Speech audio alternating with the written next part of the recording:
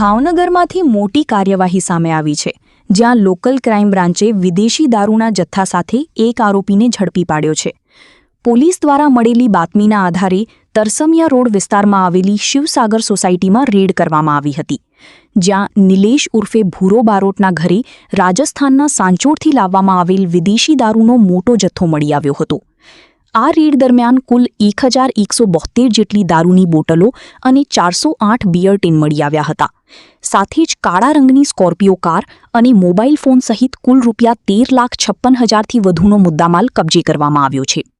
પકડાયેલ આરોપી નિલેશ ઉર્ફે ભૂરો બારોટ સામે અગાઉ પણ પ્રોહિબિશન એક્ટ હેઠળ ગુનો નોંધાયેલ છે, જ્યારે બીજો આરોપી બંસી ઉર્ફે સુરેશ બિશ્નોઈ હાલ ફરાર છે અને પોલીસ તેને ઝડપી પાડવા માટે તલાશ શરૂ કરી છે.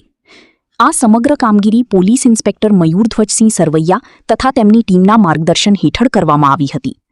ભાવનગર પોલીસ દ્વારા શહેરમાં દારૂના ગેરકાયદેસર વ્યવહાર સામે સખત કાર્યવાહી ચાલુ રાખવામાં આવી રહી છે.